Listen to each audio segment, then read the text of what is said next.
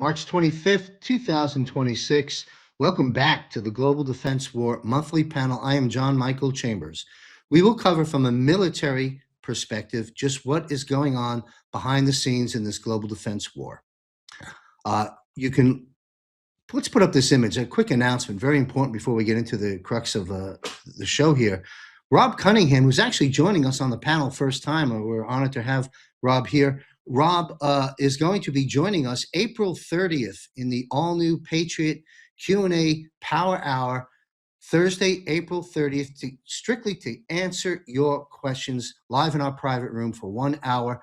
Learn more about this by visiting jmcbroadcasting.com, free subscription or the premium portal if you'd like to join Rob Cunningham and I to answer your questions. Now, before we begin, I will set the stage for this panel discussion with a brief monologue.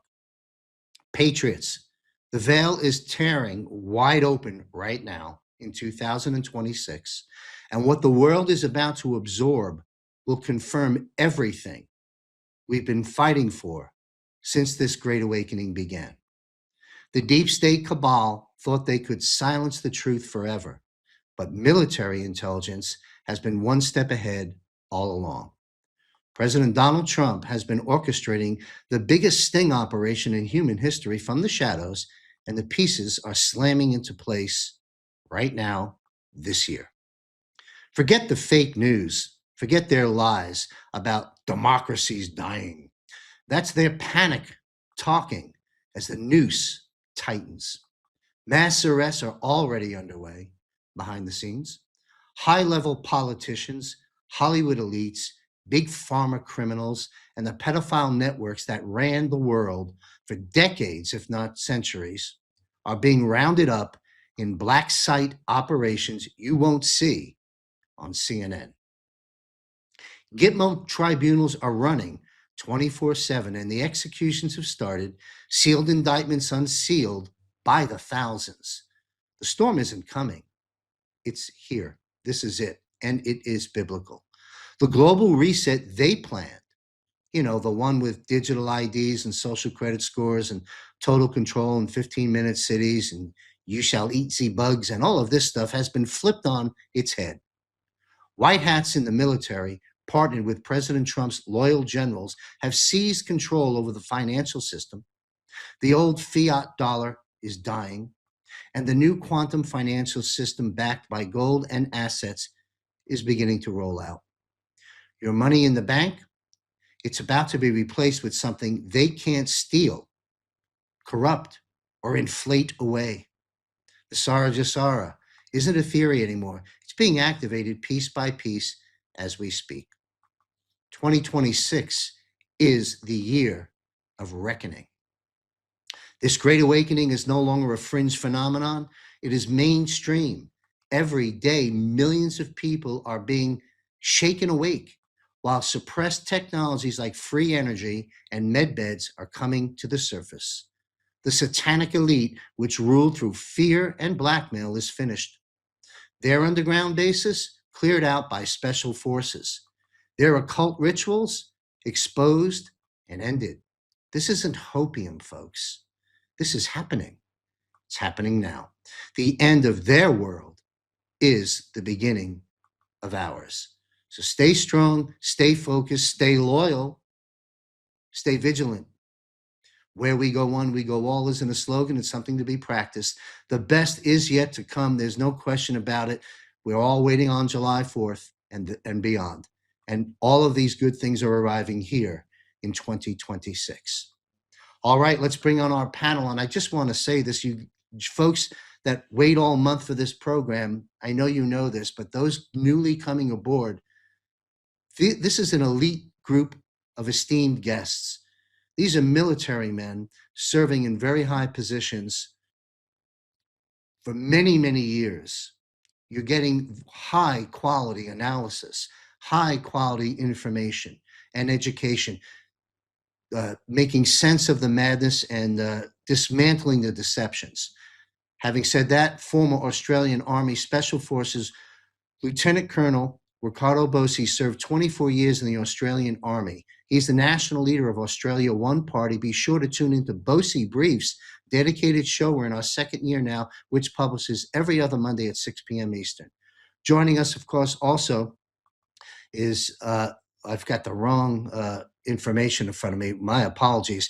Is, of course, retired Lieutenant Colonel Tom Lennox. Now, you can find his biography by visiting jmcbroadcasting.com, hit contributors, and learn all about his service to this nation. It is extraordinary.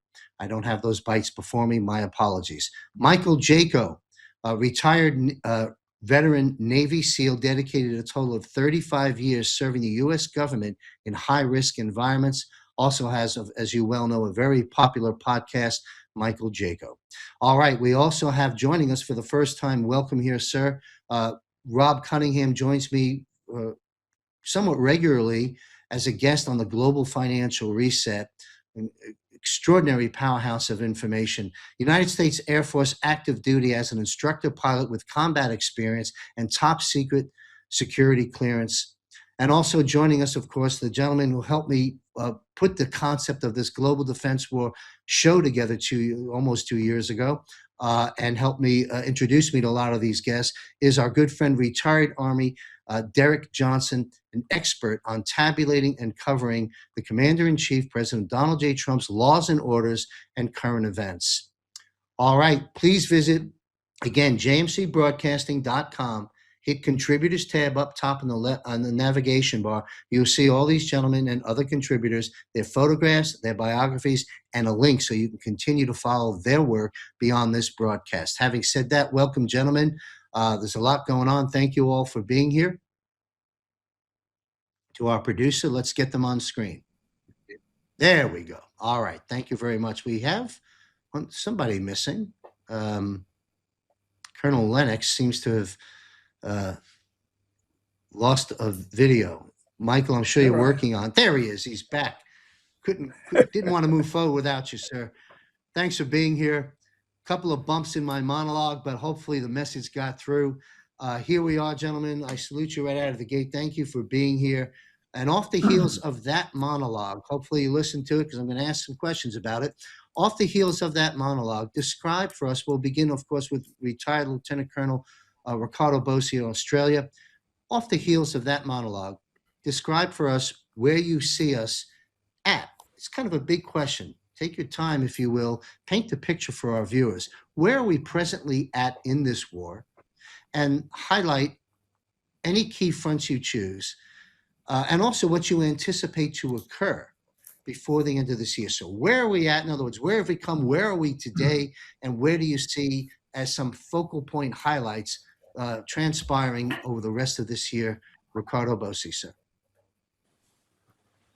Thanks, John. Thanks for having us. Gentlemen, good afternoon. Absolute pleasure to be with you all. Okay, very quickly.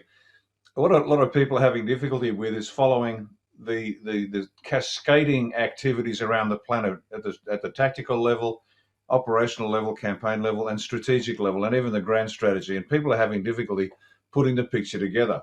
That's by design. We know that. That's, of course, the reason. But where we're at right now, and if you could put a title, I guess, on this phase of the operation, this is for the people. And the title would be this: The Price of Failure to Act. The price of failure to act. And the reason I say that is because the people, it's already started now. The alleged reason is the Straits of Hormuz and the blockage, and then the interference with the flow of oil. Therefore, the prices have spiked, and we'll talk in detail later. But that is the supposed trigger to all the drama that's going on right now, but that's not it at all.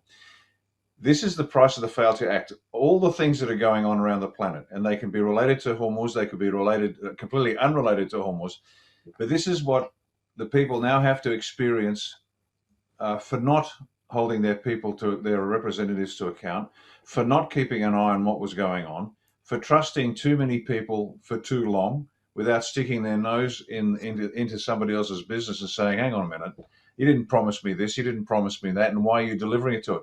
So this is the moment in history where the Australian people, because I can tell you that from personal experience, it's hurting down here, but it's also hurting around the world.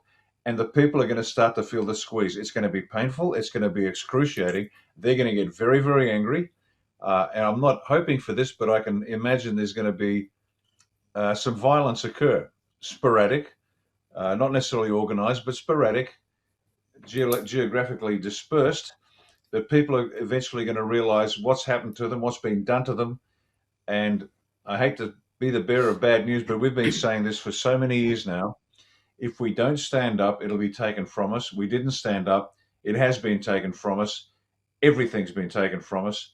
And the people are about to find that out. Now, this is the key moment for this operation as far as the people are concerned. None of this would have happened had the people stood up, but they didn't. And there's a lot of many reasons for that. They've been demoralized. They've been brainwashed. They've been MK Ultra. They've been poisoned. They've been gassed. You name it, everything. They've been dumbed down. They've been irradiated with 5G. They've been injected with the COVID nonsense. There's a million reasons why it occurred.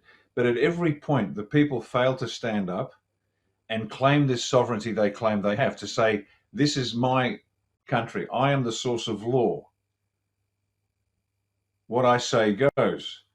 But as we know, if you throw something out in the trash, anybody can come and collect that trash and take it away. That's evidence that you're not interested. And the sad reality is most of the planet, and some are more culpable than others because they don't have a history of personal sovereignty or the rights coming from the people. But those nations that do, we should have stood up and we didn't. And now we're going to feel the pain. There's nothing that can stop what's coming. We've been saying that a long time. We've been warning about for a long time, many years now. Get some gas in your garage, get some tinned food, get some cash, buy your precious metals, and get ready to hunker down. For how long? We don't know. All we know is that if it goes for too long, the black hats win, so the white hats won't let it go too long. But the pain you're about to feel, and don't shoot me, I'm just a piano player. The pain we're all about to feel is a result of our complacency, our docility, our imbecility, all of those things. It's on us. We're going to have to pay the price. Tough love and honest words from Riccardo Bosi. Thank you, sir. Two quick comments. We'll take that same question around the panel. One is, you use the term NDE, a near-death experience. That hasn't even arrived, but you're getting a drip of it. Those that are having difficult time getting gasoline, for example, and prices going up, and some of the things you've indicated. And my last follow-up is saving America and redirecting humanity on this course correction is not a spectator sport.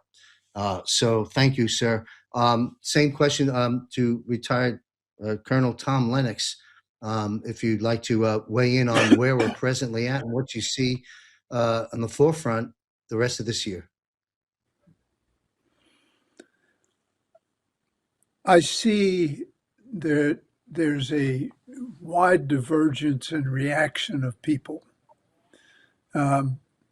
We're still probably at 20% really know what's going on. 80%, some know something, some know very little, some know nothing. And I'm going to say it is 20% know nothing. And that's my guess. But what's going to happen at some point before July 4th, I believe we'll have an EBS. And the EBS will be a near-death experience for a lot of people. A lot of people. And it's just there. We know a lot, but I would venture to guess we only know 75% of what's really going on, maybe 70%. And so when we look at it, we have to understand that for us, there'll be shocks. And for the people that are not aware, there'll be big shocks. And I think things like Iran and Israel and all that's in the media, they get upset about it, but, oh, that's far away. That's no problem. We don't need to worry about that. It's when they learn about the babies and they learn about the selling of the children, and they learn about the dumbs under the ground, and they learn about the Hillary Clintons having 149 people she had killed that we know about. And they find out that their favorite people were absolute 100% criminals. 60 senators took money from Venezuela. That's huge. And all the money that was ripped off, I'm going to say, along the way. You send $1 billion to the Ukraine, and 800 million of it goes back to some congressmen and senators, and all of that. When they learn all of that, they will have, in my estimation, some level of collapse. And then their money goes away for a short period of time, but it's going to go away. The bank account's zero.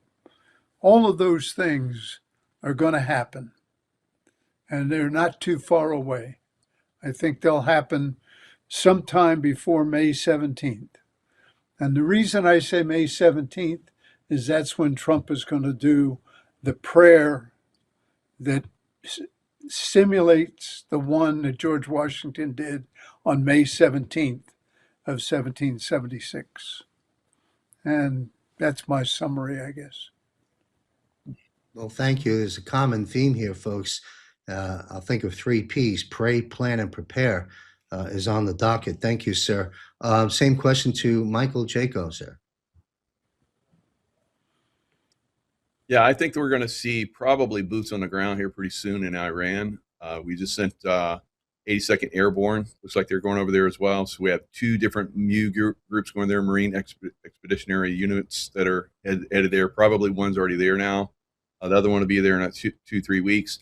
Now, a lot of people think that, in the past, we get bogged down. We don't get bogged down, speaking from all of us here. We don't get bogged down. It's the administration, the deep state that bogs us down. We don't have that now. So this is the difference that's going to happen with this war or this conflict. We're going to move very quickly into, taking down this enemy in Iran. So that's coming. We're going to see probably within a year, because every time we've had a spike in oil, within a year we have a collapse in the stock market. Silver prices accelerate to a very high level, and gold follows after that. So we'll see that happen. There's a lot of great things that are coming. I think we're going to start to see the rest that we've been waiting for. We're going to see, the 2020 election still, the problems with our election system, and this is going to translate all across the world, where we're going to see multiple countries throughout the world get exposure for their election fraud as well. People that have been in office for a very long time, throughout several decades, we're going to find out that they need to stand justice as well. So not just the ones that are there now, but for several, maybe even decades going back, we're going to find that some people are going to get arrested. Of course, the same thing with the medical fraud that happened with us with the COVID. That's going to come down on people. That's already starting to happen here in the United States on a massive level. Several states are voting to make mRNA shots illegal and a terrorist act. If any group or any company or any individual tries to administer an mRNA shot, so that's going to translate into all the companies, all of the individuals that push that on a very great level have to stand justice. So, Guantanamo is going to be filled. We're probably going to see other places that are going to be filled, because it's an extreme number of people that have, perpetrated fraud on the American people and the people of the world. So great things are coming, but we're probably going to have some problems. The State Department just put out that around the world, the government of Iran has sent sleeper cells around the world, and they're possibly and probably going to start to strike American citizens. not only here in our country, but around the world. Like Colonel Bosi was saying, Lieutenant Colonel Bosi was saying, there's going to be pain. There's going to be some pain in the future. We have brought this on ourselves. We allowed these people to come in and get control. We haven't managed it like we should. We, the people, it's our countries, it's our governments, and we allowed very, very evil psychopaths to come in and take over. So we're going to have to clean that up, and it's going to be painful because they're going to resist, and they're going to send their minions out to fight us. And so we're going to have to stand up to them, not just around the world, but also in our countries. So our countries will see probably violent action as well. All of us have been talking about this coming in the near future. I think it's right on the doorstep. I have friends throughout the military still that tell me that bases are being locked down. There's very heavy threats on our military installations in the United States. We've seen a little bit of that leak out into the press, but those bases have locked down quite severely. So a lot of pain coming, but on the other side of this, probably jubilee, debt forgiveness, a lot of money that's been through bonds and so forth. All of us have bonds throughout the world on us. Everything we do, we're bonded. It's totally illegal. The money from a lot of that is going to come back to us. So a lot of people that are living in poverty and despair and so forth will probably get some help going forward. You have to live through the coming wave of violence and problems. So also all of us have been saying, make sure you're stocked up with provisions to get you through the tough times. But on the other side of this is a golden age that's beyond belief. Thank you, Michael. Yes, I think it was a Clint Eastwood movie. Derek would know better. The Good, the Bad, and the Ugly is what comes to mind here. That's what's in store for the rest of this year. Thank you, Michael, and important information about retaliation. These are the final battles. Incredible operation that's taking place. Same question to Rob Cunningham, sir. Welcome to the panels. Well, thank you, sir. Appreciate it. It's quite an honor. The theme that I've focused on radically escalating here in the last few months is, the verse that the power of death and life is in the tongue. God spoke this world into existence, and we've been hypnotized into existence with lies, with not knowing who we are, whose we are. We don't have hard values that we believe in. So if we can be told anything and we don't know how to defend it because it's not politically correct to let your yeses be yes and your noes be noes, they lie to us, they indoctrinate us, they MK Ultra us, they politically correct, threaten to separate us with name calling or just basically divide and conquer. It's an age-old battle, and we are all, as civilians and military, on a battlefield that most have slowly over time been inadequately prepared to even understand when we're being lied to. If you don't know what your rights are, you don't have any. And slowly over time, the bread and circuses, the fun, the money, the football, all of the stuff that we've done, the school, the college, the debt, the money system, the food-like substances that don't have a damn ounce of nutrients in them, they've slowly made us stupid. Now, unfortunately, we had to consent. We are guilty. We are parties of this, if you will, slumber party. And to think about it, if there are principalities of darkness that would like to kick our ass, it's probably a lot easier to put us to sleep first and then have their way with us, because they're now starting to see what it looks like when the world begins to awaken. And I look at what's happened in just the last few months, and you look at what President Trump has done and his team have done in Venezuela, in Mexico, in Cuba, in Iran twice, what they're doing in the Hormuz Strait, what they're doing with Israel, what they're doing in Ukraine, what they're doing. They found, I think, 32 out of 44 of the private banks in Iraq had been infiltrated and controlled by Iran. We've exposed that our special relationship British partners are not special relationship partners or friends or allies. The very first thing we did when we went to Iran was they ordered Lloyd's of London to jack up the cancel insurance premiums in the hopes that oil prices would spike all over the world and it would create political instability and chaos so they could maintain their control monopoly. So we've seen Russia decide they're going to leave BRICS and embrace the new US Treasury dollar system. So if Russia leaves the BRICS, that whole system goes away. China is now begging for oil because their oil providers in the Hormuz Strait, in Venezuela, in Mexico, and Iran can no longer provide them the oil they need. So what we're seeing is this octopus with, and I call the City of London, the money changers that have been doing central banking since 1694, and their tentacles, they finance central banks. They finance this big boogie proxy man known as Iran. For 40 years, the world has been told they're 2 weeks away from a nuclear bomb. We should all live in fear. They've had missiles pointed at 11 Middle Eastern countries, and we're all just supposed to endlessly fund Middle East wars and write checks to Israel and watch the Strait of Hormuz be this tiny little choke point node for so much of the world's energy, and we've been held hostage through this centralized financing source. I mean, here we are owing $39 trillion to a 1 square mile area on the Thames River, known as the City of London.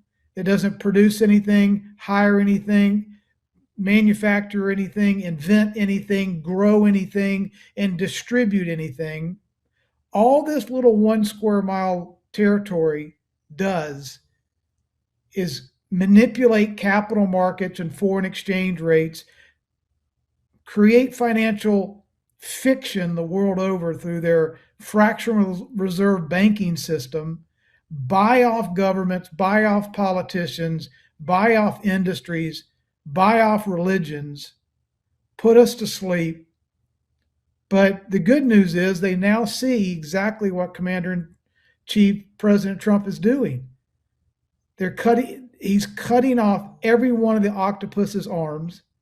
He sees how he's opening up the oil and energy and money arteries or capillaries so money and value and freedom can flow in a distributed, decentralized manner instead of being controlled by a bunch of freaks in the City of London and their franchises in the Federal Reserve and wherever else they have their little monopolistic money system. Well, that goes back to you can't serve two masters.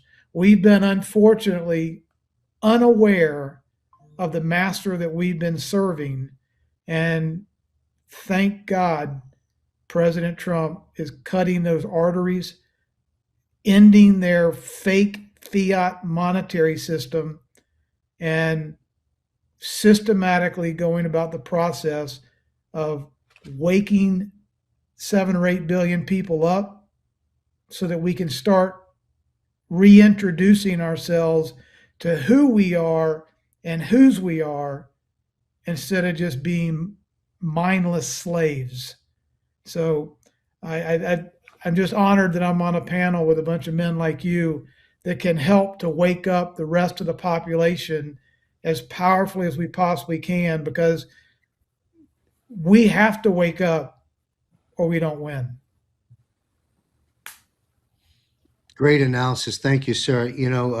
Going back to what you first opened up with and addressing it to our audience, you are on a battlefield. Doesn't matter if you're serving in the armed forces. Every one of us are physically on the battlefield, and we are the target. So thank you for reminding us of that, and great analysis. Derek Johnson, you've been patiently waiting.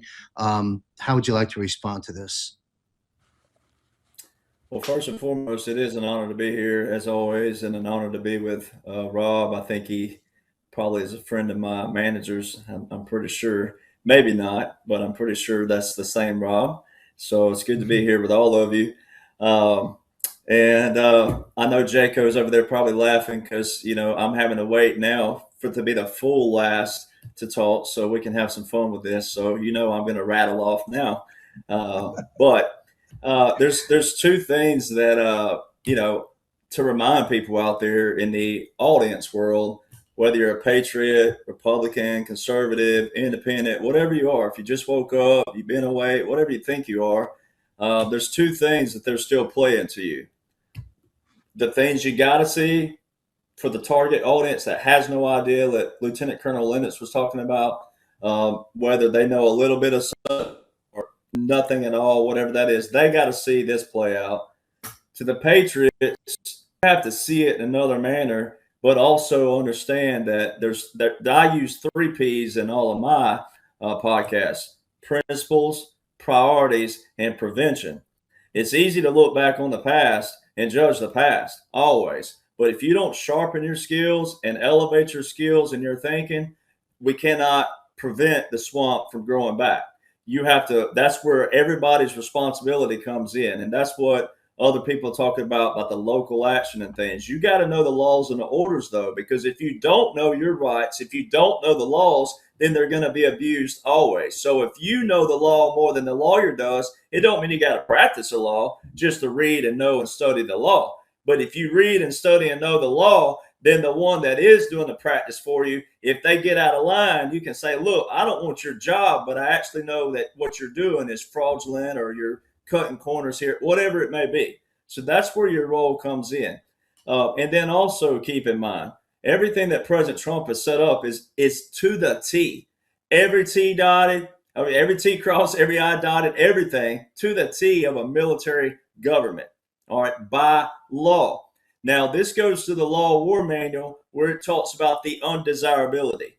Every single one of these men on this panel that you see right here, they've done their service. Now, I know every one of them will suit up again if we absolutely had to get into an actual suit again and go out there. We would, they would, but every one of these men are taking time out of their life, all right, to deliver to you their experience, a lot more than my experience inside the military, active duty, all right? But every bit of this is a military government. And in the Law of War Manual, where it talks about undesirability, it means that we came to a crossroads, as Elon said not terribly long ago. We came to a crossroads in civilization where we had to go, okay, do we keep going down this route? Because a lot of people have no idea how close we were to capsizing in a complete world level eruption of everything because of these elites. They're so dumb. It's like President Trump calls 2 things. He says some of them are stupid and just low IQ, but some of them are stupid and evil. So you can still be intelligent, brilliant, and smart, but still be evil. So there's 2 different people that we've been also fighting on that external factor and internal factor out there that do the evil. So there's 2 different entities. So what I find is right now, people are still not listening to the commander. All right. You're not listening to him. You might be hearing, but you're not listening. And you got to pay attention to detail. And there's one thing that any of these leaders right here were in the military that told all of us lower enlisted and lower officers out there is you pay attention to detail. Pay attention to detail.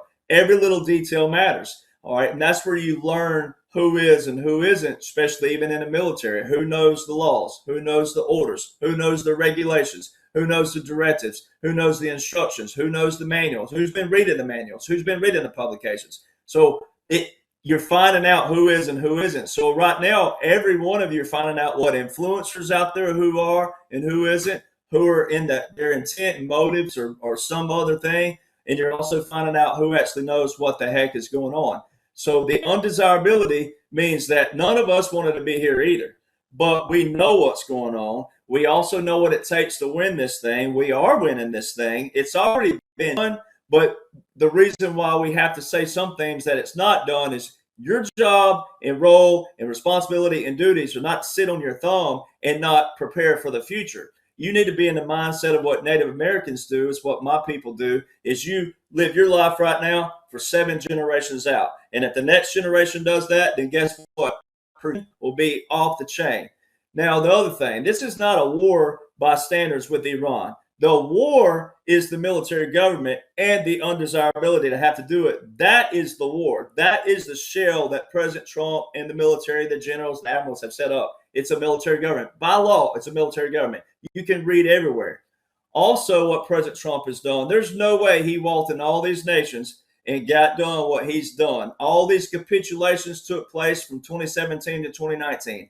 Every bit of these nations working with us, with Iran, took place back here 2017 to 2019. Some new nations that came on board and became a part of the Abraham Accords.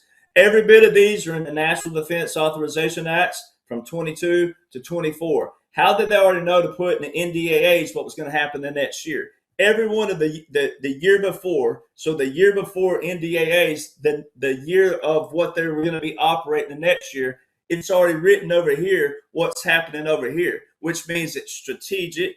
Congress knows about it because they're in a continuity government. The law shows that Congress is still, to this day, in a partial continuity government. And President Trump has validated this. He's validated it over and over today in yesterday. It's already a new day. But in Memphis, Tennessee, he validated. He said what they're calling a war, it's a military operation. So he validated this whole operation with law war manual terms. He uses occupied territory, white flag of surrender, restoration. All of those are in the law war manual under military occupation. The term restoration is directly related to a military government. And then also in the military government, you've seen things like your validities, the 1798 Aliens Act, your First and Fifth Amendments are gone when that is invoked, when it is in action. Well, what does military government say about that? Military government specifically outlines that the Constitution and the Bill of Rights are suspended during a time of war of such nature when you have the validities of that. So all these influencers also are captured, like X is captured. Recently, you've seen Palantir be announced to be the new app for AI for the military. All right, all these rhinos and never Trumpers surface and they're going crazy. They have our information. I'm like, did you not read the article? The article says they're compiling data from existing databases. They already had your information, and Palantir started working with the military in 2011. So see, people prove that they don't read, you don't study, and I say it, I know it sounds bad sometimes, but I say it as lighthearted as possible. The better technology gets, the dumber Americans get. You have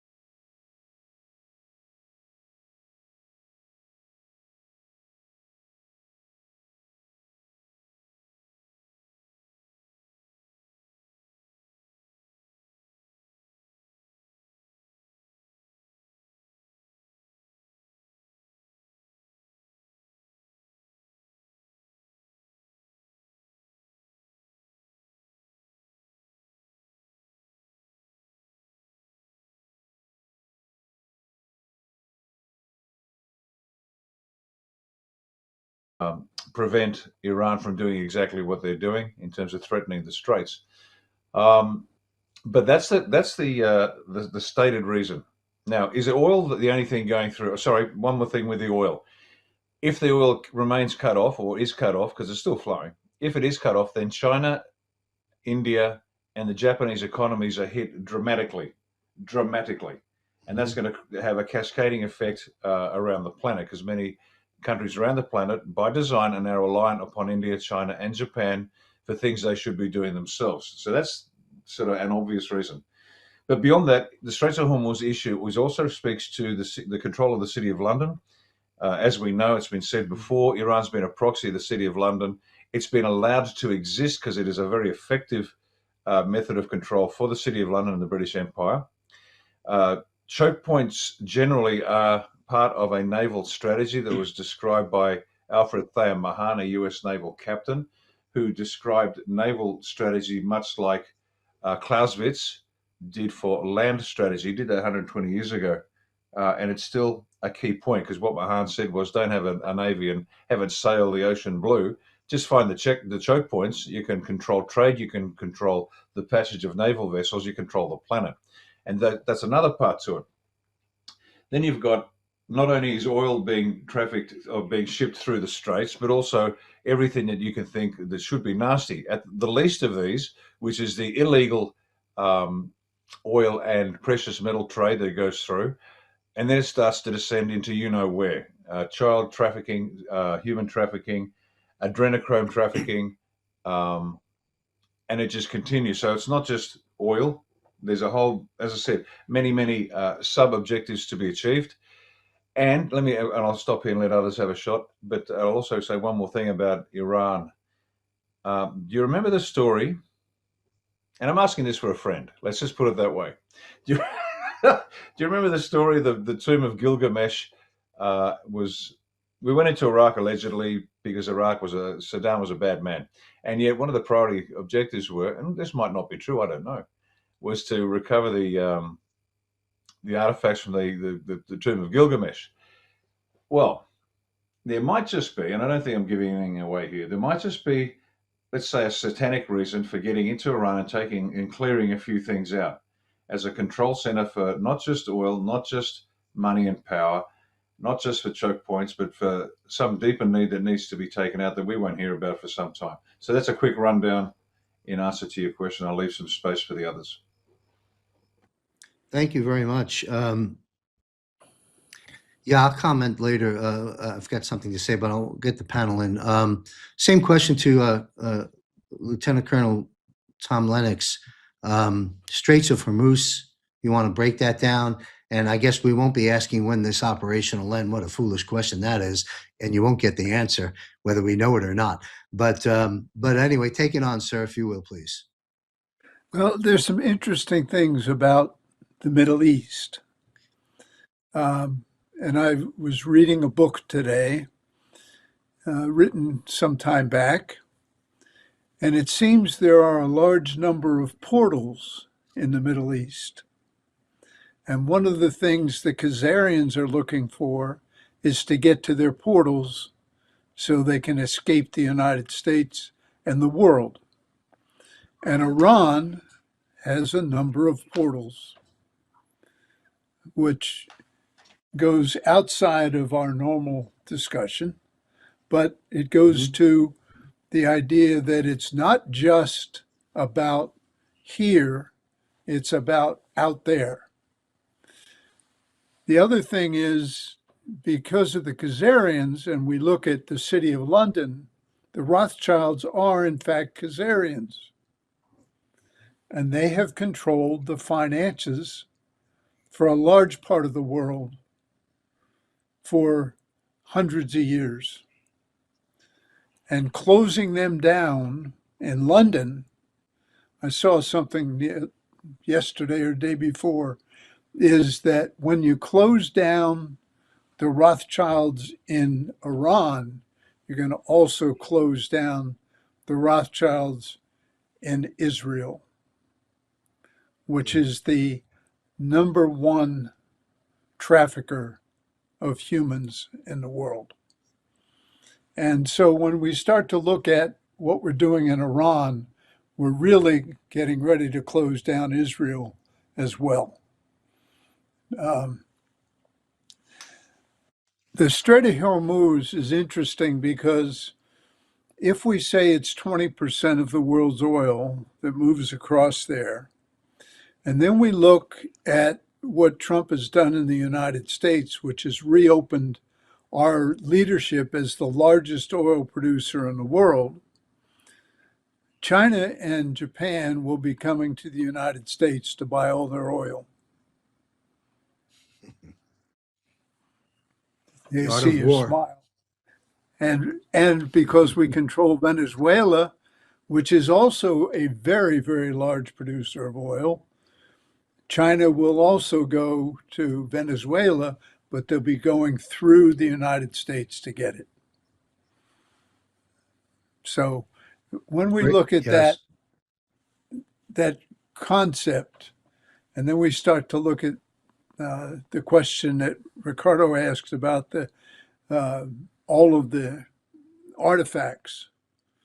There are artifacts in Iran and in other places in the Middle East that those people who like to go dig for them have been forbidden to go dig for because they reveal a lot about the ancient history of the world, the earth. I think that's enough. Thank you very much. Wow. It's interesting. Just a quick comment to our viewers. My line of questioning thus far has not included the word London or Israel, but that's the names that keep coming up, does it not, when we discuss the operation? So that's very, very telling. And again, to Derek's point, you're hearing, but are you listening? Very, very good stuff. And I just quick comment on this. We won't go there today. The portals that you referred to, Lieutenant Colonel Lennox, and the galactic off-planet issues, the UFOs, the aliens, and all that. We're going to take that on a little deeper as our commander-in-chief and president starts to drip out those top secret files. Then we'll coattail along that, and we'll get into that. So come back and listen, because that day is coming. Same question to Michael Jaco. Straits of Hormuz, if you want to break that, you covered it before, but break that down further if you wish. Yeah, so the problems of the Middle East basically originate from Iran, and also all the way back to the city of London with the financing. So I spent over 30 years, 3 decades in the Middle East. Tier 1, SEAL Team 6, and also CIA high levels. Running down terrorists and so forth. It was pretty much funded by Iran. So we have to take out Iran. So it's basically we've squeezed and squeezed and squeezed, and now we're down to the last kernel of this compromised system of humanity, and we started to go a little bit deeper down the rabbit hole. I love that, but we can save that for another time. But Rothschilds are being their bank accounts are being seized in France right now. Now, just a few days ago, Le Pen won several elections in France. So the conservative side finally overcoming 4 decades worth of communist rule that was started by the CIA, funded by the CIA throughout Europe, taking down politicians and so forth, and inserting communist leadership, which basically is controlled by all the different intelligence agencies, and then of course further up the chain, where we start to get into those very dark forces that we kind of alluded to here in a couple of these gentlemen. Fantastic work.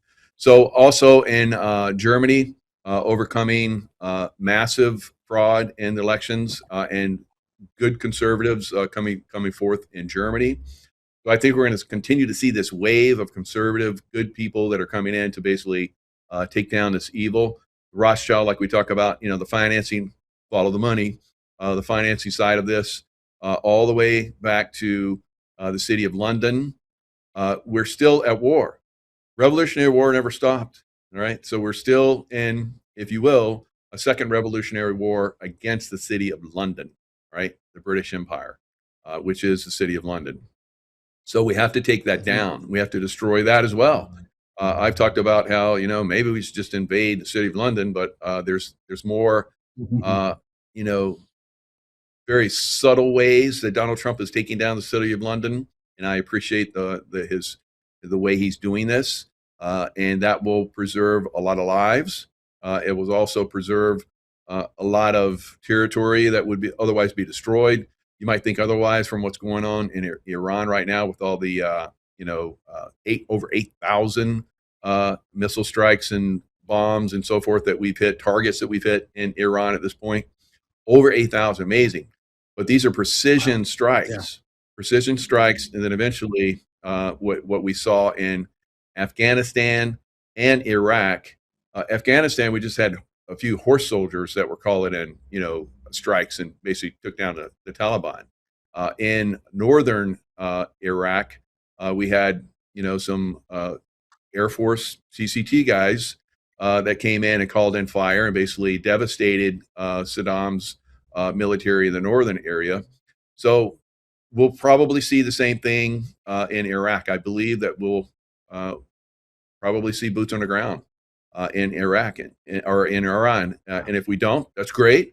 But, from my perspective, it looks like it's moving that direction with all the forces that are going there. Why would we be sending two different MU groups there? And 82nd Airborne, like we saw today, going into somewhere in the Middle East, probably Saudi Arabia, I would assume, and then launching from Saudi Arabia. Saudi Arabia's basically said, continue the war, President Trump. Israel said, continue the war, President Trump. So President Trump is like, we'll negotiate while our troops move into place, right? So that's, I think, where we're at.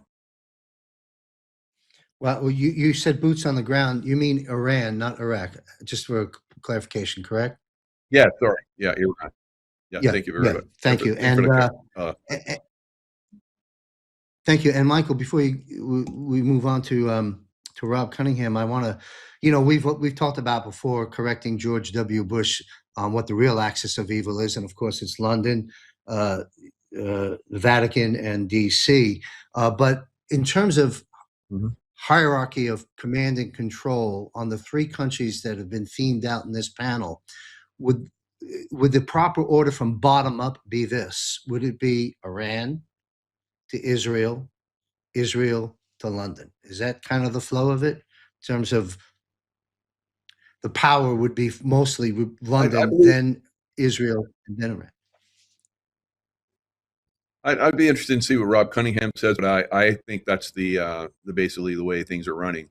But of course, China is controlled by the city of London. We have a lot of groups out there that are controlled by the city of London. So it's going to be disclosed. It's going to be revealed. So there's lots to be revealed here. So it's the direction. Excellent. Thank you, Michael. Rob Cunningham, let's take this on, if you will, sir. Yeah, this is great. I love this discussion. I'm going to start maybe with 3 key points, and I want to underwrite what President Trump's boss said. Okay. That would be Jesus. Okay. He said that, first of all, my people are destroyed for their lack of knowledge.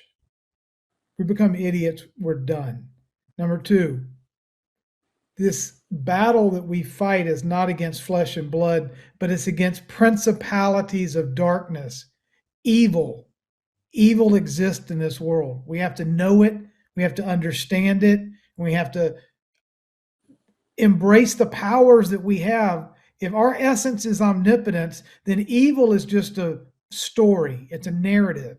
It's a boogeyman, but doesn't really have any power unless we consent, take a knee, run like scared babies, and surrender. Okay? But we have all the power. And then, Moloch and Baal, they never retired. They didn't take their hat off and take their cowboy boots off and say, you know what? We're going to close up shop now. We're out of business. We're not going to kill, divide, deceive, devour, destroy, eat humans and traffic babies. We're not going to do any of that. We're just going to become nice guys. That never happened. And then the last one is fear not. 365 times, fear not. So when you look at energy, and this is what President Trump's focus is on, it's on energy. He's even telling Israel and Iran to not destroy the energy infrastructure. He came out with a press release just a couple of days ago and told both of them to back the hell off, stop the bombing, and don't destroy not only the energy infrastructure, but the energy supply choke point that controls vitality. Money is kind of the blood flow, and oil is a blood flow that our world needs. So what is money? Money is just, it's a way of converting our human energy, our labor, our talent, our building, our businesses, our intellectual property, and converting it from human energy to physical tradable currency, right? Well, then they change that currency to dishonest currency that's fiat. They print out of thin air, and somehow or another, they have figured out how to broker this monopoly money that ends up being backed by all of our work, all of our lives, all of our property, and we give it to this little square mile group of assholes in the city of London. And we're like, where did our stuff go? Where's our wealth? Where's our property? It's not that we have a lack of wealth. It's we don't know what's been done to us. So what I see with President Trump doing with the special operators, the devil dogs, the people that are going to Iran right now, they're going there to rebuild and repave runways. They're going there in special joint tactical special operations groups that are going there not necessarily for boots on the ground for a sustained war. They're going there to reconstitute the joint with a new form of government. Now that they've gotten rid of all the assholes, they've gotten rid of all of the 100 people deep from the mullah, from the Khomeini all the way down, they're going to third and fourth level walk-ons to become the new government players.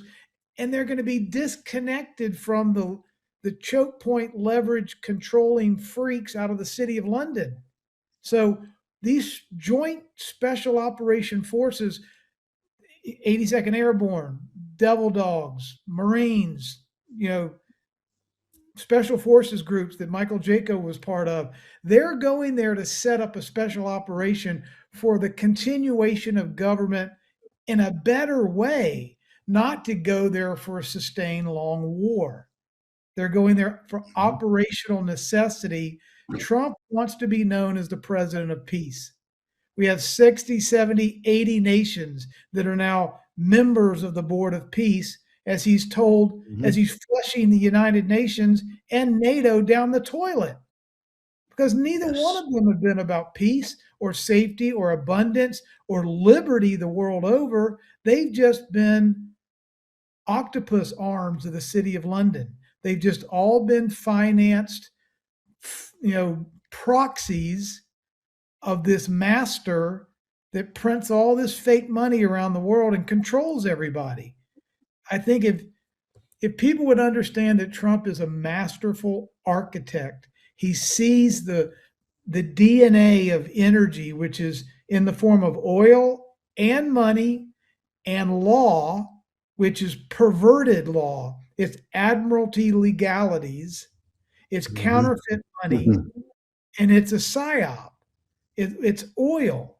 So when we can make money honest again, we can make liberties real again, and we can get rid of these centralized monetary oligarch systems and distribute currency creation where it originates in 195 countries instead of the city of London, that's a damn good start. And I think that's what President Trump is showing the world, that when you let, what's the old saying, power corrupts and absolute power corrupts absolutely. That's what happened on our watch. Thank you, sir. And I hope, as I'm doing, our audience is doing the same thing. And that is, we're not just hearing the words of this panel, but we're listening and listening very closely. Derek, you want to take on the Straits of Hormuz before I move us into Cuba? Yeah, I'll just really quick touching back on Iran again. There's two things for the audience to remember. Again, always two things: what people got to see versus what you can know and what's actually going on. President Trump is a supreme commander of the world. The laws outline this. The military government outlines this. Remember that first and foremost. He is master chess. All right. And what's funny about this, there's a massive, to show people, you have to sometimes do this. I'm not going to name the name, but there's a influencer out there. He's got like 2 million followers. All right. And someone submitted a comment to him about chess. And you can tell they're a patriot. And he said, I'm so sick of chess and this. And President Trump, within a week, says it's a chessboard. So, see, you got to be careful who you follow out there, because it is a chessboard. The real war was not between the people yet. Your fight comes in whenever all the, like we're talking about, the money, everything, all the decentralization, the new systems being put in place, everything, all these facets that's being changed. So your fight comes in as Americans or around the world whenever the constitutional government is fully back in. And you will see that by law. We're not there yet. We're in a partial continuity government. But that applies to the world too.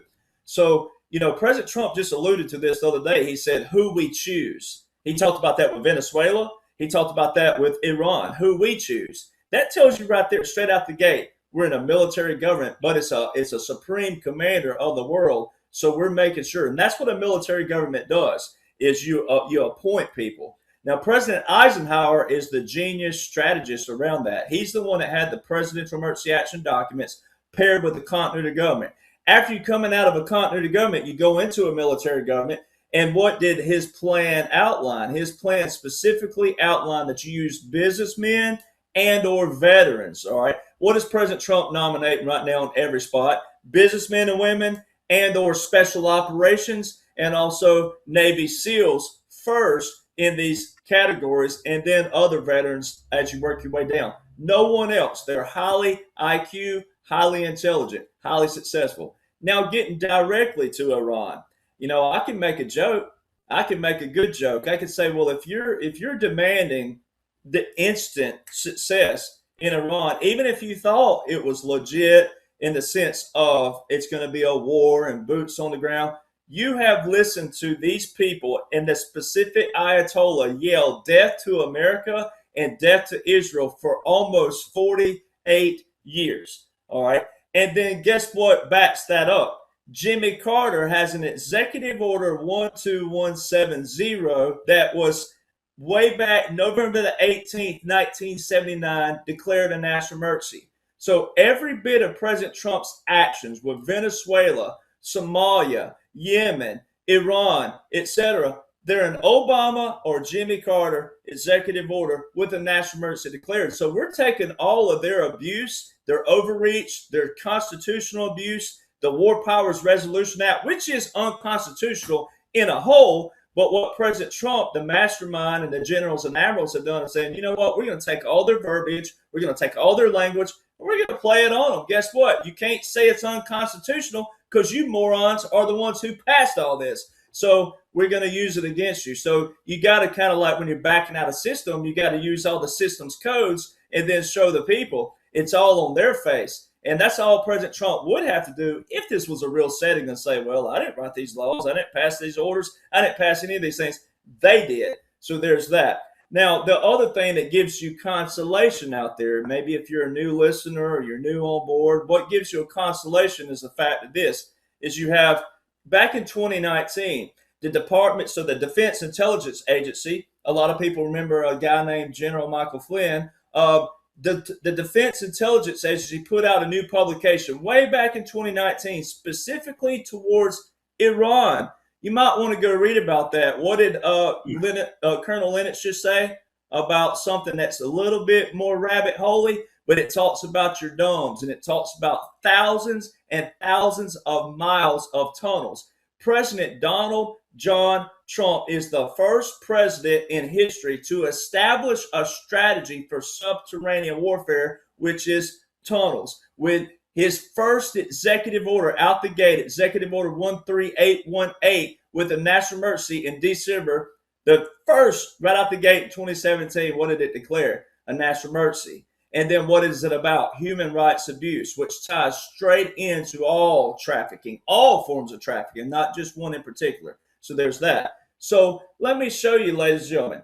We struck Iran June last year, to a nation who chanted death to America and death to Israel for 47 years. If they were going to retaliate, ladies and gentlemen, they would have retaliated from June to February when they had all their leaders before we sent them to goat heaven, which is really goat hell, because we know there's no such thing as what all the trash they believe in.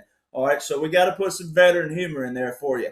January the 20th, 2017, President Trump, right when the military walked down behind him, military intelligence headband, and also judge advocate generals behind him, which shows you we're going into a military government way back then. It wasn't just recently in 2021. It's been from day one. He said what? We're taking the power out of D.C. and giving it back to you, the people. So that correlates for what he just told the Iranian people. Hey, when we get done, Iranians, take your country back. And he's been telling you humorously on the news and all these different things where he's traveling back and forth. They're asking him about the leader. He said, well, we don't know where they are. There's no leader. The son's missing. There's no leader. So he's having some fun with it. All right. So he's telling you right there that, hey, we got this under control. This is not a war like you think. And then like, Captain Rob here said specifically, it's the same thing. The boots on the ground there, they're all joint tactical. They're all special operations. They're all highly trained for this. And we're going in there. First off, we have nuclear facilities. All right. So there's certain things in there that's protection. All right. And you got to protect. And as President Trump said, we're not bombing the infrastructure of certain things. But what tells you that this is a flip? Outside of all the military laws, orders, etc., there's one key thing that President Trump said that roasted. And I'm talking about annihilated, roasted the Bushes, the Clintons, and everybody involved. He specifically said in a speech not terribly long ago, he said, why didn't we take the oil? He said, why didn't we take? Most people hearing, there's that hearing and listening, most people hearing would associate we with the United States of America. He's talking about that, but he's saying, why didn't we take the oil? Well, if you went up to anybody who lived through the 90s and the 2000s and you said, hey, do you believe that George Bush and the Bush administration and Clinton's, did they take oil from Iraq? They'd say what? Yes. All right. Now take President Trump's little excerpt again. He said, why didn't we take the oil? Well, most people thought we took the oil as the United States of America. The Bushes took the oil. This money went into London. This money went into the crown that we're talking about. It didn't go into the United States of America. It wasn't all of us like Jaco said, when we're constrained. Every bit of our wars before, even if it would have been a legitimate war, it was constrained. They tie our hands behind our back. President Trump alludes to this all the time where he says, the general said, General Raising Cane, we can do this in 3 to 4 weeks. And he was like, what? The other guy said 3 to 4 years. And General Raising Cane I'm probably just speaking on his behalf just a little bit, but he probably said, sir, those are your TV generals, right? I'm a real general if he was going to ever brag. So there's that. And the other little thing to show you that you just recently witnessed, ladies and gentlemen, was the resolution process. All right, why couldn't, quote unquote, Joe from 21 to 25, but more specifically 21 to 23, with a full Democrat president, Democrat House, Democrat Senate, why couldn't they pass a resolution on Iran? Well, there's already a resolution. President Trump's already told you that's Section 1550 in the War Powers Act. It's already there. He told you at the State of the Union, I already have congressional authorization. I don't need any more. Plus, the big, beautiful bill for what's going on right now and moving into the future, President Trump alluded to that again. So all this money has already, the money for the war, the money for the conflict, the money for the operations, it's been bipartisanly passed. All right, it's already been approved. So that's the military government. So that's the two different things. And then the one biggie. I always have to add this in here. It sounds like it's external, but the funeral service, January the 20th, 2021, Joe Biden was given a funeral service. 3 cannons at Arlington is a funeral. That wasn't just a funeral for old Joe, though. That was a funeral for the crown. that showed you right there what you're about to witness from 21 to 25, ladies and gentlemen. If you knew what to look for, if you knew what to listen to and who to listen to, especially if you found someone like me and I led you to all these gentlemen here, or if it worked the other way around, however it was, once you hear that, it's like the Bible talks about. Once you've heard, you can't deny. You can, if you deny, it'd been better not to know. And the Bible ties all ends like that. So the Strait of Hormuz and all these things have to do with regional. It has to do with the oil. And Lieutenant Colonel Lennox has the best analogy, so I don't have to expand on that. That's the absolute best answer that you can apply to it. Is we've taken the oil, but money, as Captain Rob was talking about, is money is an object, right? But it can be used as a tool as well, and it depends on who is in command. So it goes back to who do you trust, and also what are they doing with what you trust. We have to have money of some sort to survive because all of our world has been geared around that. They can't rip the rug out of us. We have to be able to survive, or there would be pandemonium. So everything's kind of that boiling pot where you take the boiler down, ease it back down. You can't rip the rug out. And like Jaco said, it is what President Trump, the generals, the admirals are doing strategically. There's not even a word past brilliant that can describe it, but it's just biblical, historical, monumental what's taking place. Thank you, Derek. You mentioned earlier, alluding to the tunnels and portals as we'll go down them, quote, rabbit holies a little bit down the line. You're right, we will be doing that. And one quick mention, I can be corrected by anyone if need be, but I think I saw it's morning for me here, but my last night, a post from President Trump on Truth Social that through negotiation and conversation with Iran, they've now acquiesced and said we will not be building nuclear weapons of any kind. That's not a small detail, folks. But anyway, we've completed the hour now, and we're striving to go maybe another 30 minutes. Let's take on Cuba. 90 miles off the coast of Key West. Many folks have been down to that little place at the tip of Key West, that famous tourist spot, the most southern tip of the United States, reportedly.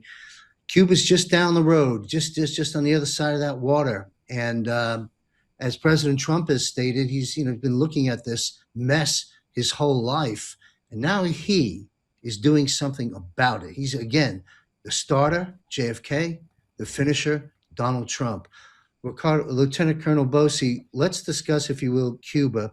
Will Cuba, and any way you want to go on Cuba, but one question specific is, do you feel Cuba will become, when all is said and done, a U.S. territory?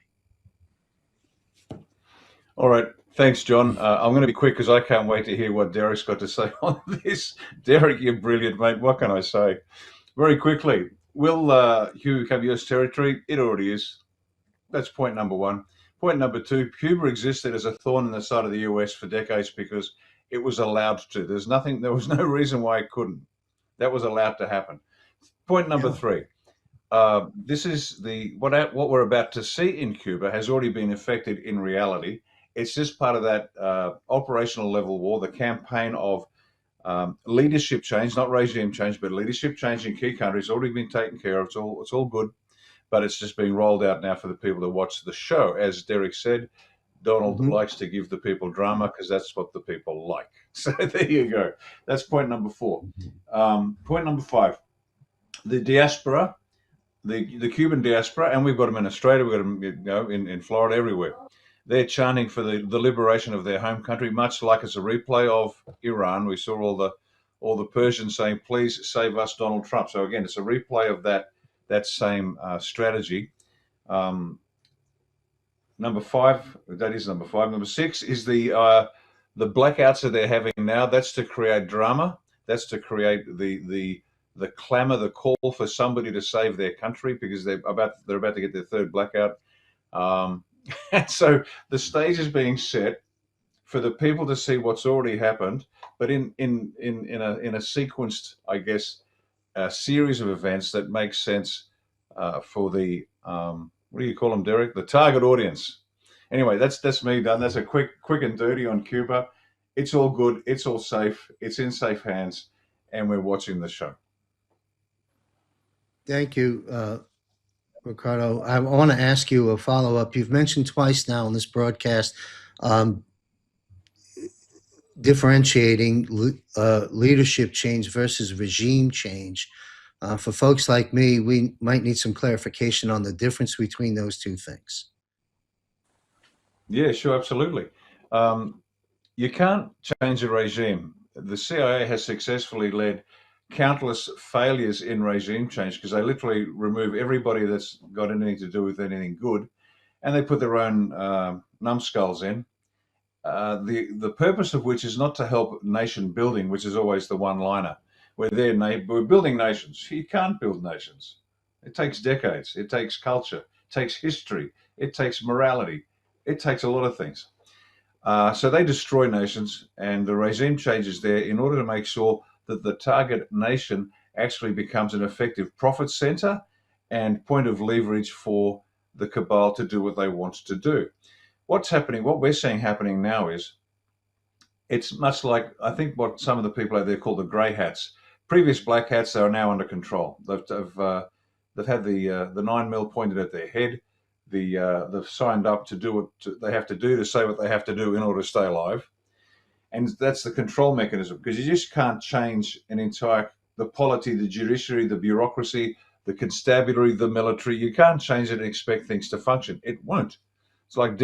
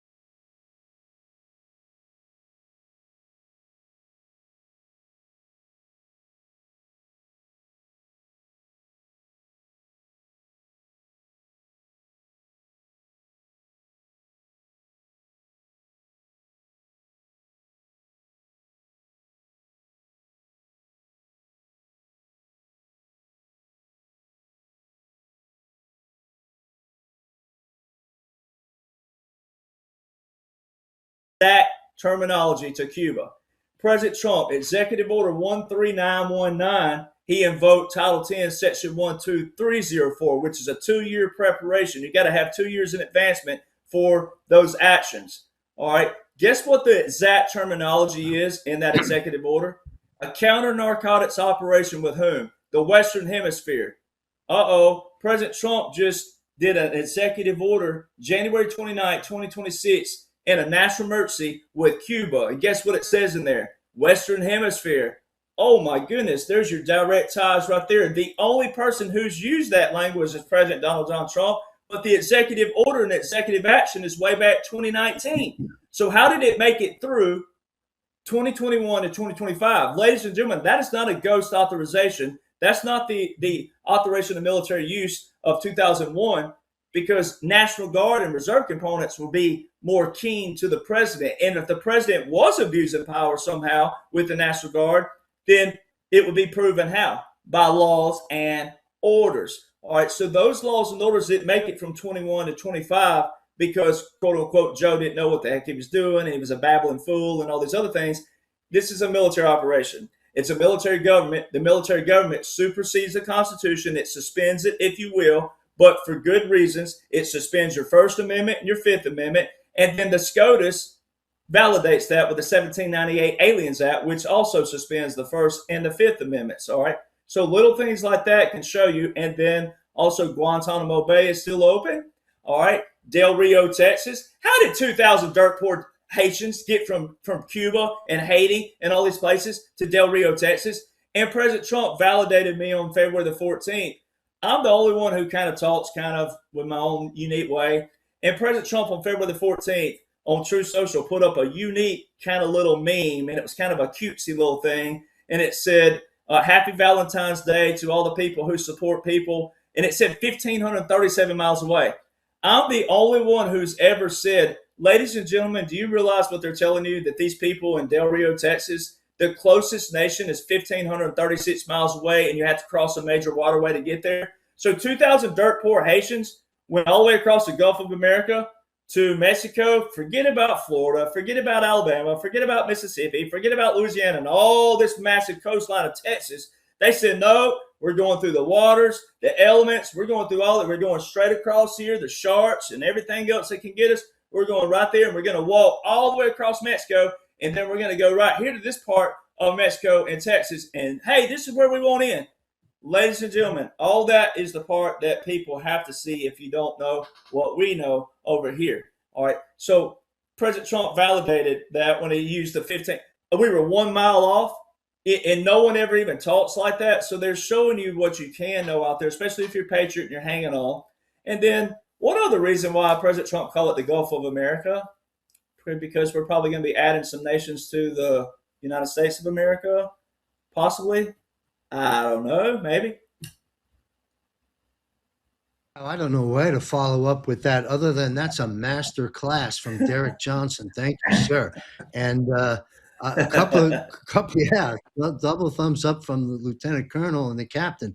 You know, a couple of quick comments, and we'll wrap up with one more subject. As a follow-up, you don't, to our audience, as reminders, you don't need, the commander-in-chief is not required to tell you that a martial law of sorts has been invoked. There's a big takeaway. Second, you know, a lot of the documents that Derek's referred to, PEDS, executive orders, Riccardo Bosi spoke about the national security document. A lot of these things are available on my website under the resource guide page and or the President Trump dedicated page. And again, on the contributors page, links to all these panel speakers, links into Derek's world so you can follow him more closely. 1776, the documents, Derek's work is also posted under these pages on the site. And a quick comment about Sleepy Joe. You know, you raised it a few times that he had the opportunity to shut Gitmo down and do other things, revoke other executive orders that would have been supposedly in that party's best interest and was never done. And of course, the reason for that is because of that cannon salute that you discussed before. That's the reason why that was never taken down. And then lastly, meaning the funeral of Joe Biden. And then lastly, that dash you've often spoke about, not in this broadcast, Derek, but plays into this as well, because continuity of government, one could call Mar-a-Lago, yes, perhaps the acting command central during such 4 years, which is also one reason one would speculate why it became a no-fly zone over a golf course. All right, anyway, enough. One last thing. If you're not, look, I'm no different from the audience. I'm an actively in citizen action, not in military, but I'm doing my role and my part. But how can we know all the things that this esteemed panel knows? The answer is we can't. We haven't walked in their shoes. So before you criticize and accuse, walk a mile in their shoes, or learn the documents that Derek Johnson just nailed down for us all.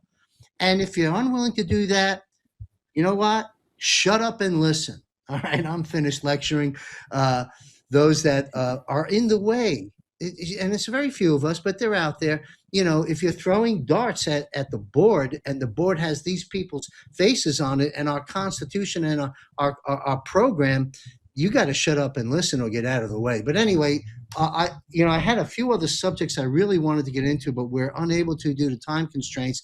So I'm going to ask this panel to be 120 seconds or less, brief comment on these subjects. These subjects do need much more to unload, and we'll be unloading some of that on Bosi Briefs this coming Monday. So come there, and we'll pick up some extra mileage at that broadcast. But I want to say, bring us to my producer, put up the Truth Social published piece from President Trump.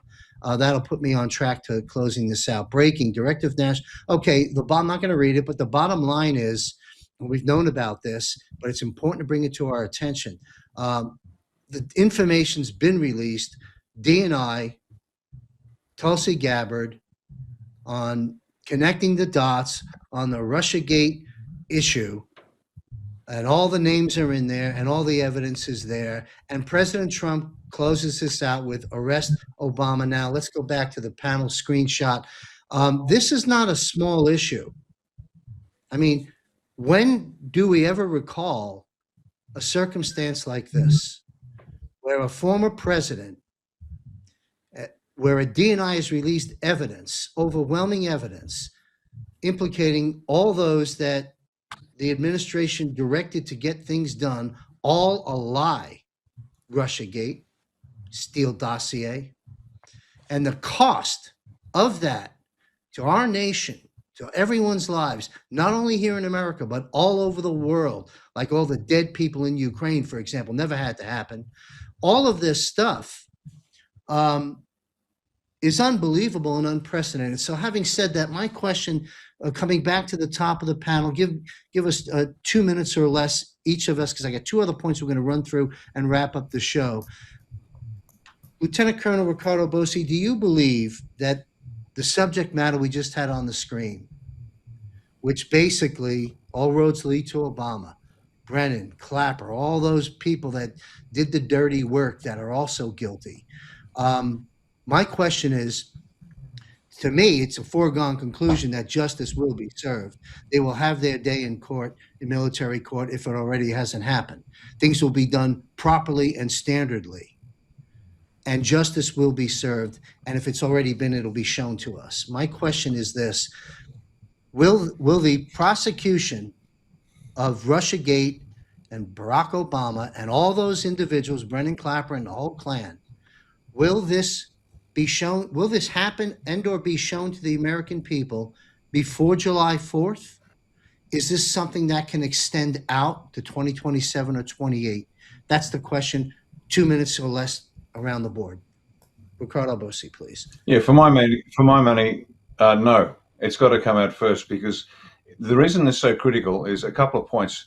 First one, Barack Hussein Obongo signed the paper not because he had any power, because they needed the alleged authority to have it done. But what it represents is a message to the people of the United States that your president was corrupted, and therefore everything underneath him is corrupted. So the whole system has to be dismantled. Nobody can walk away from this moment and say, well, no, there's a couple of good people still left. No.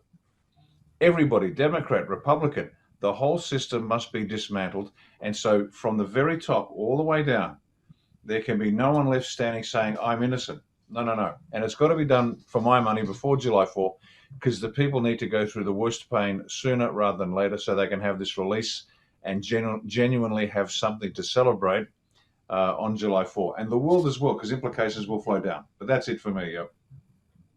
Thank you. Okay, so again, nobody has a crystal ball, folks, but having these gentlemen weigh in on this is very important. Again, very briefly, Lieutenant Colonel Tom Lennox, Obama and all those others, does this get addressed and processed to some extent that we need before July 4th or after? And if after, could it go into next year? They committed treason. We have to tell the people about the treason. And we have to tell it before we celebrate 250 years of this country. And if they committed treason, they need to go to Gitmo and be hung. Thank you, sir. Michael Jaco, sir, if you want to take this on. Again, I know it's a crystal ball question, but it's on the minds of everybody out there. Believe you me, the blood is boiling on this. Go ahead, sir. Oh, yeah, they'll be held accountable, but we have to understand that there were some entities that were far more powerful over them that gave them the power that they had to do what they did. So yes, they will be held accountable and they will be dealt with, but then we have to go to the next level up, and that's going to be interesting. Wow. Thank you. Cliffhanger there. Come back next month or follow Michael Jaco daily. Thank you, sir. Very important. Captain Rob Cunningham, sir. Well, Michael just set me up beautifully. I owe you a beer, my brother. I didn't ask him to set it up, but look, to underwrite what Derek has talked about, he has got a PhD in laws and orders and manuals and doctrines and principles and authorities and what can and can't be done. If you don't believe that we have been the targets on the battlefield and that the other side has been meticulous in their laws and constitutions and perversions and admiralty law systems and fake monetary systems and fake money systems. You know, the good book says you can't serve two masters.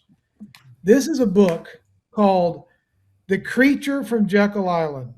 It is an over 800-page document explaining the fake monetary systems, rules, laws, and orders that created the entity that could purchase a Barack Obama, Barry Soetoro Hussein Obama, and put him illegally with treason and sedition in the White House to try to put America 6 feet under the ground. They never thought Hillary would lose. But it takes an entity that I had the pleasure of interviewing G. Edward Griffin in his home and spent an entire day with him. A movie just came out called Money Disrupted. It's a 2-hour documentary. It's got Ron Paul. It's got G. Edward Griffin. It's got Robert Kiyosaki. It's got a lot of brilliant people in it. I was blessed to be in the movie. But if you want to know the powerful forces behind Obama, you can start right here. This is the City of London. This is how they took over the world. And the Federal Reserve was just a little outpost of the City of London. So when you understand how these people think and operate and the power that they come from, you got to pull that system up root and branch and start back with a constitutional treasury that doesn't have anything to do with the Federal Reserve system. When we start there, thank you. New birth of freedom. Thank you very much. That takes us to Derek, very briefly. Obama and the rest processing before July 4th next year. Your crystal ball says what? I completely agree, because the fact that 250, the odds that all of us will live to see 275 or 300, they're not there. So all of us living right here, right now, 250 deal. So President Trump's executive order 1384 with the national emergency for election interference. Our National Guard has been deployed 2018, 2020, 2022, and 2024. So there you go again. Why would quote unquote Joe have the National Guard 22 and 24? They're tracking joint partners all around the world. And then you got to go back to October 2020. Joe, it was you, Joe, who recommended the Logan Act on General Michael Flynn to Obama. It was you, Joe. They tried a coup, and we caught them. We caught them all. Right, so all of these ye little fate, all these people that Jesus went into the temple and flipped the tables over for, y'all you might want to just pause a little bit. I'm gonna put them brakes on, all right, because that's what President Trump's talking about. The coup was actually tried in 2016, and I can prove on all of my other podcasts, not time right now, but 2016 that we actually took over elections then, because that's how we had to know what they were working with, follow the money, and also follow everything else. And yes, I think that they have to show something before then, because if we've got so much plague and darkness and blackness to the people out there, not all of us here, but it'll overshadow the 250. Thank you very much. I'm going to close the show out in reverse. Guys, gentlemen, with all due respect, give me 30-second answers just to wet the whistle. I know this is on the minds of the people. I don't want to let it go away. We can't go into detail, but here we go. Airplanes and airports. Coincidences or something going on, Derek? Airplanes and airports. Look at the news feeds today. Oh, Denver shut down. There's always yeah. Well, there's always something on the chessboard, because people have to. You have to distract some people and keep things going, but there's always something. And like I tell people really fast, if you think something, just pause, give it a little while, and you'll see either a bait and a switch, always with something. Thank you. And one more thing, Derek, and we'll take this through the panel, and we'll be wrapping up in 3 or 4 minutes, folks. Elvis Presley. In the middle of all that's going on, that this panel just woke the world up about for 2 hours, all this important things at the final phase of this battle, this war, these battles. President Trump takes time to go pick up a guitar and tour Graceland. Any quick comment about that, Derek? And if not, that's okay. Just anything. One, he's a big fan of Elvis. I've been to Mar-a-Lago. He plays Elvis all the time. President Trump's in control of the sound system, so you're going to hear Elvis all night. And then what people need to know about Elvis really fast. He was Southern. He was a country boy. He's from Tupelo, Mississippi, not Memphis first. They moved to Memphis. He did not go down as a draftee. He went and signed up, enlisted in the United States Army. A lot of people don't know that. He didn't take some fancy deal, anything like that. He didn't want to be treated any different. He served this nation. He got a federal badge from Nixon. All right. He would have had a reason to go into witness protection. And I'll leave it like that. Thank you. That's a great place to leave it. And one thing I'll mention, so the video clip, Elvis had blonde hair. Okay, let's take it into Mike. I don't know where I'm going. Let's look at the screen. Michael Jaco, please comment, if you will. Airplanes and Elvis. Yeah, airplanes. I'd be very careful getting on airplanes going forward. I think we're going to probably have some problems there. So just we'll leave it at that. Elvis. I love Elvis. I grew up with Elvis, and I think Elvis is still out there playing. All right. Well, we have some speculations on that. Thank you. Captain Rob, airplanes and Elvis. What a way to end a military panel, but it fits. Go ahead, sir. Yes, sir. I believe that, one of the Q drops on the Intel board talked about how some people might try to flee and they might not be able to. So we got a little extra protection and security at the airports, and they're about to lower the boom on some people. It might be a little bit more difficult for these girls and gals to flee the country. So unique. 2 weeks ago, I was coming back from visiting my beautiful daughter, who's a Ole Miss freshman, and I just had the compunction to pull off the side of the road in Tupelo and spend about 3 hours touring Elvis Presley's birthplace and museum. So I'm going to go with, yeah, he's still around. All right. Wow. Fascinating. Great stuff. Lieutenant Colonel Tom Lennox, we're on the edge of our seat waiting for your words on airplanes and Elvis. Airplanes, I wouldn't get on one right now for all the tea in China. It's and it's been that way for a year for me. Elvis, I've heard Elvis play with his son from the church in Mississippi, in Arkansas, where he's the pastor. Understood. That's my thing on Elvis. All right, thank you very much. And we'll close out where we began with my good friend, retired Lieutenant Colonel of Australia One, Mr. Riccardo Bosi. Airplanes and Elvis. Okay. Yeah, airplanes is an obvious show to the people. The queues are gone. Things are moving. It's evidence that people needed to see something happening. And whatever that something is, they're all speculating, but they can see something good happening at the airports. The queues are disappearing. ICE is doing good work. They're polite. They're doing that. It's also a misdirection because there are other things happening as well. So whenever you see a publicized activity, it's a misdirection because something else is going on. Oh, I don't know, Denver Airport, where the arrival and departure of heavily tooled up individuals won't attract any attention. As far as Elvis goes, what a great way to introduce the idea that maybe, just maybe, a whole bunch of people aren't dead. Let's kick off with Elvis. And then we've got, I don't know, Queen Di. And then we've got RFK Jr. Then we've got Robert David Steele. Then we've got the whole of Valhalla empties itself onto the TV screen. But what a great way to start with and President Trump. That's me done. Excellent. I want to salute all you gentlemen and thank you for your continued service to freedom. God bless you all. Fantastic panel. And I'm not going to say anything, Derek, but I'm going to say this.